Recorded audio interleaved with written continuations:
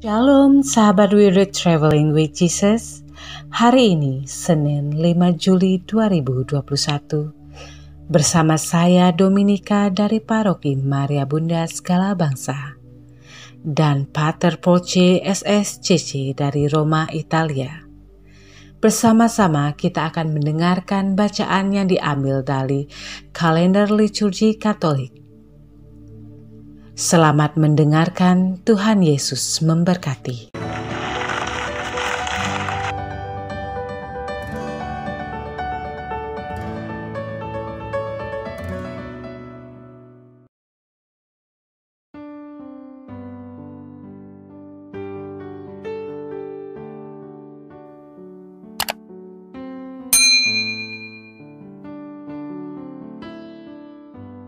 Bapak, Ibu, Saudara sekalian, selamat datang di channel Traveling with Jesus, teman baca Alkitab setiap hari bagi Anda semua.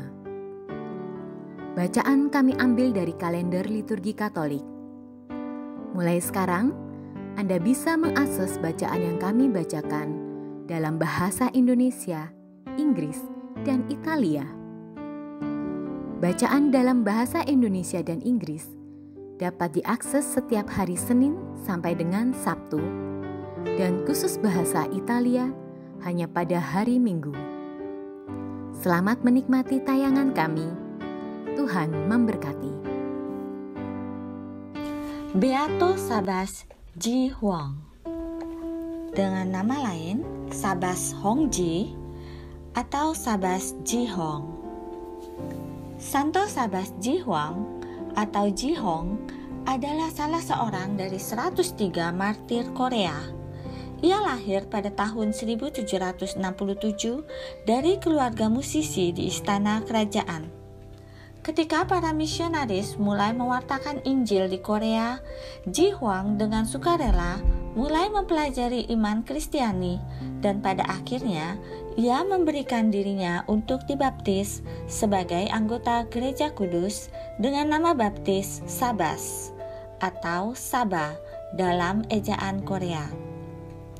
Sabas adalah seorang yang jujur dan rajin, yang mengabdikan hidupnya untuk melayani Tuhan dan gerejanya. Ia bahkan bertekad untuk mempersembahkan hidupnya bagi Tuhan.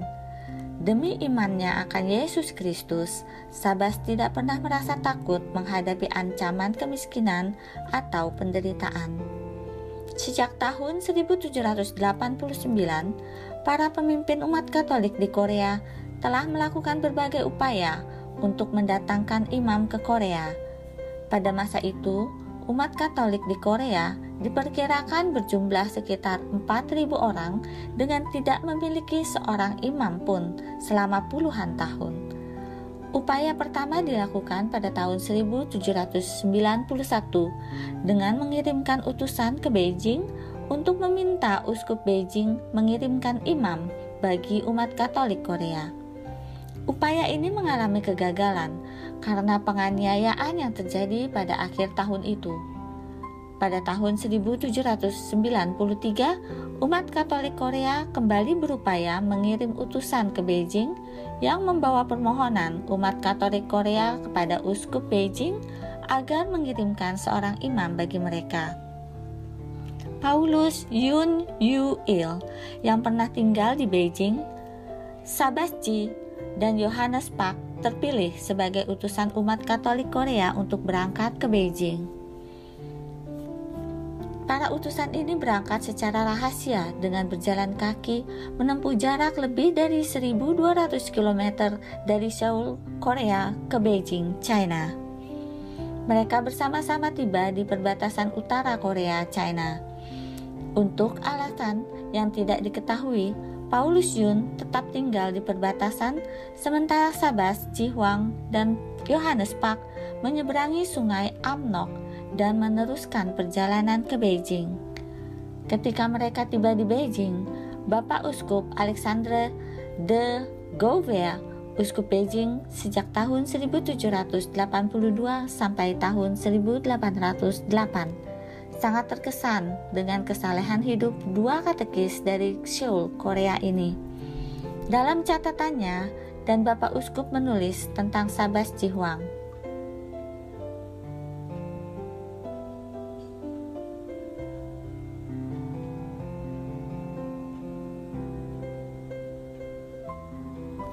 Kami menjadi saksi atas iman Sabasji di tahun 1793.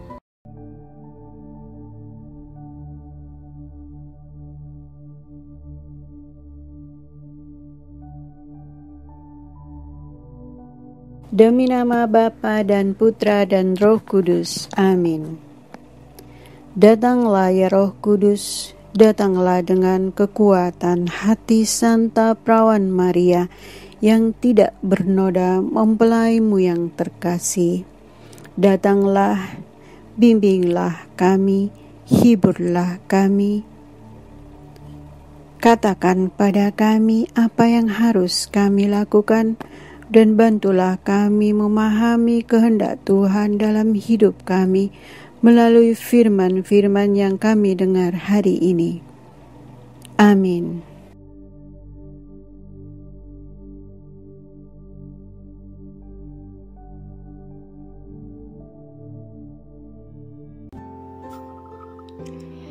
Yakub melihat sebuah tangga, melihat malaikat Allah turun naik, dan melihat Allah yang bersabda. Bacaan dari kitab Kejadian. Pada waktu itu, Yakub berangkat dari Beersheba dan pergi ke Haran. Ia sampai di suatu tempat dan bermalam di situ karena matahari telah terbenam. Ia mengambil sebuah batu yang terletak di tempat itu dan dipakainya sebagai alas kepala. Lalu ia membaringkan diri di tempat itu. Malam dalam mimpi ia melihat sebuah tangga yang didirikan di atas bumi dengan ujungnya sampai di langit. Lalu tampaklah malaikat-malaikat Allah turun naik di tangga itu. Berdirilah Tuhan di samping Yakub dan bersabda, Akulah Tuhan, Allah Abraham, nenekmu, dan Allah Ishak.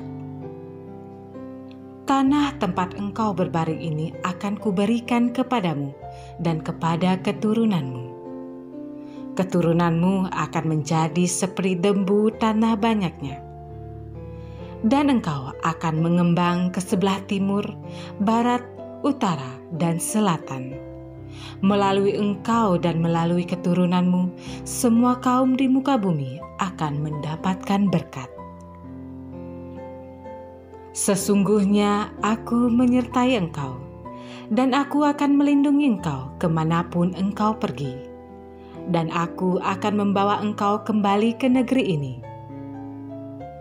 Aku tidak akan meninggalkan engkau. Aku akan melakukan apa yang kujanjikan kepadamu. Ketika Yakub bangun dari tidurnya, berkatalah ia,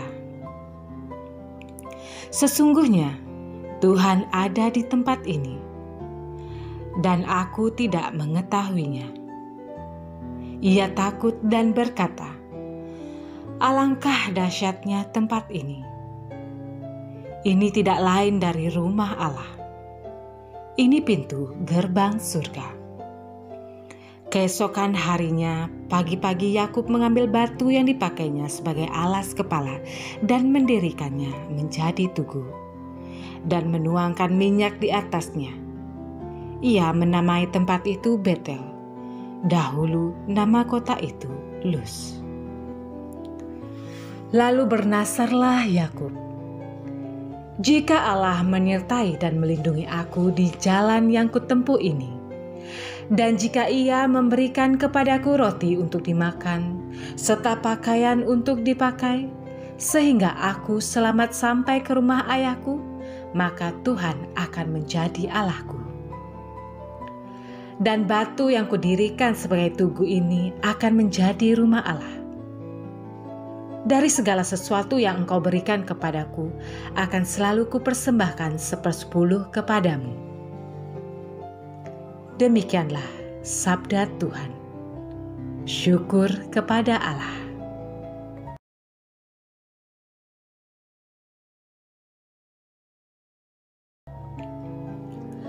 Mazmur tanggapan. Allahku, padamulah aku percaya. Allahku, padamulah aku percaya. Orang yang duduk dalam lindungan yang maha tinggi dan bermalam dalam naungan yang maha kuasa akan berkata kepada Tuhan, Tuhanlah tempat perlindunganku dan kubu pertahananku, Allahku yang kupercayai. Allahku, padamulah aku percaya. Sungguh dialah yang akan melepaskan engkau dari jerat penangkap burung, dari penyakit sampar yang busuk. Dengan kepaknya ia akan melindungi engkau, di bawah sayapnya engkau akan berlindung. Kesetiaannya ialah perisai dan pagar tembok. Allahku, padamulah aku percaya. Sungguh hatinya melekat kepadaku, maka aku akan meluputkannya. Aku akan membentenginya sebab ia mengenal namaku. Bila ia berseru kepadaku, aku akan menjawab. Aku akan menyertai dia dalam kesesakan. Allahku, padamulah aku percaya.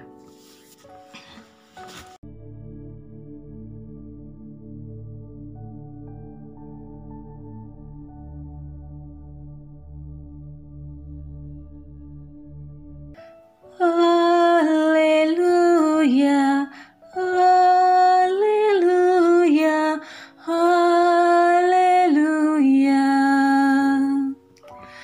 haleluya, haleluya, haleluya. Penebus kita Yesus Kristus telah membinasakan maut dan menerangi hidup dengan Injil. Haleluya, haleluya, haleluya.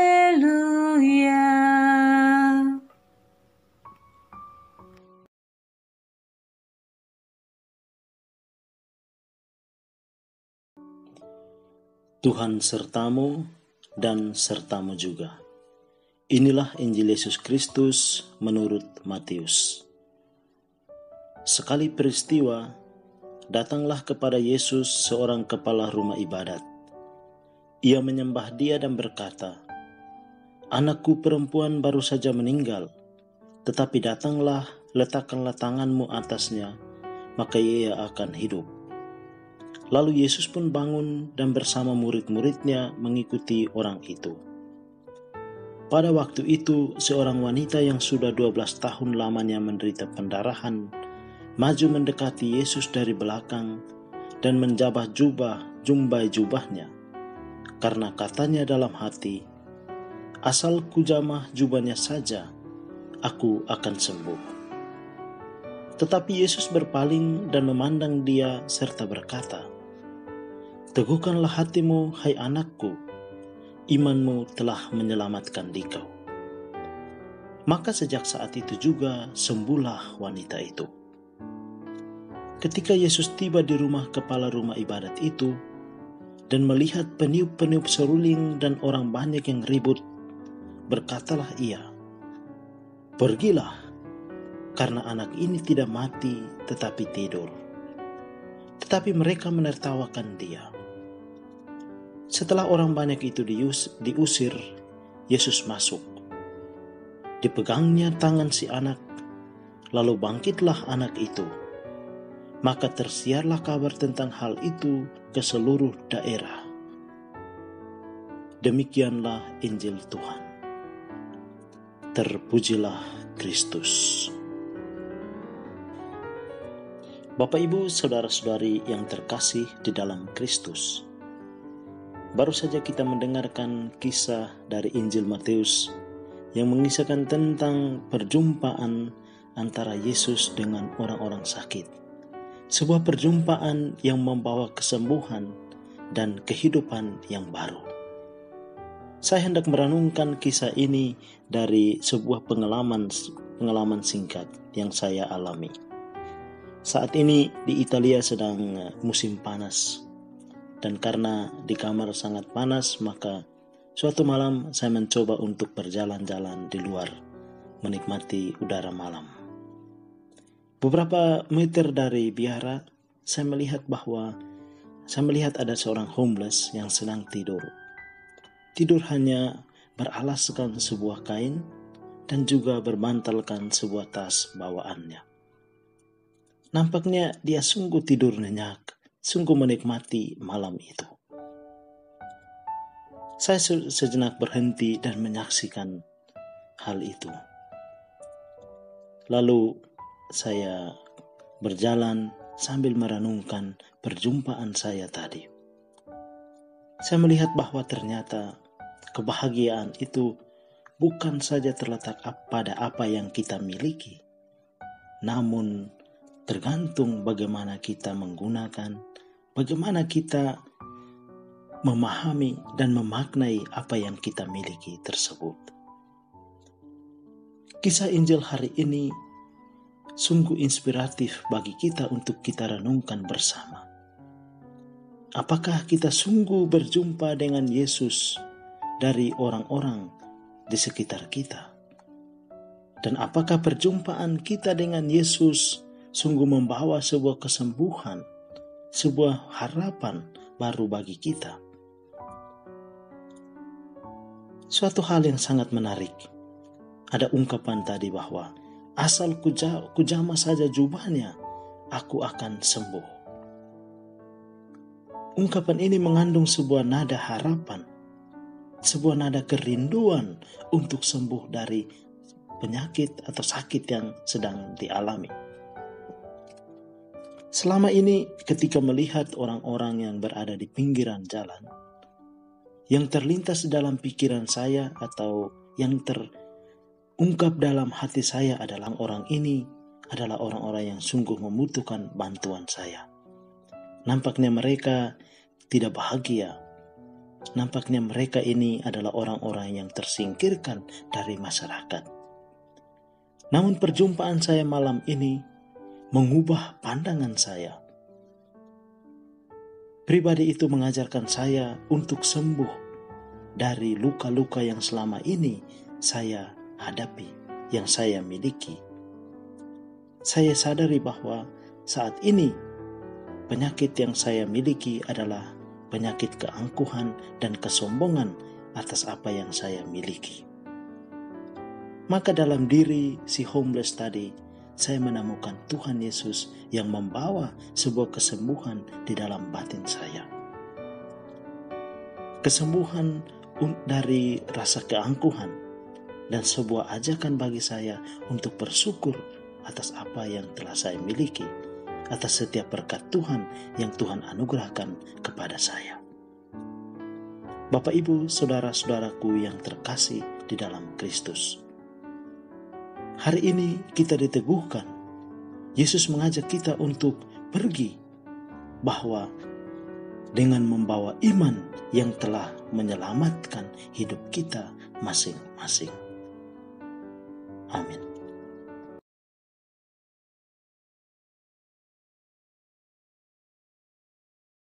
Doa Sili untuk dunia. Allah Bapa, kami percaya akan janji Bunda Maria dalam penampakan di Fatimah, bahwa pada akhirnya dosa-dosa dunia yang telah menghina Engkau akan lenyap.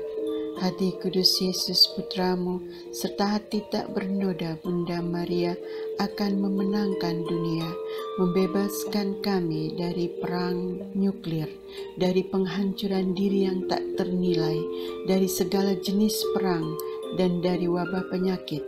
Maka utuslah para malaikat agung-Mu untuk menolong kami. Amin.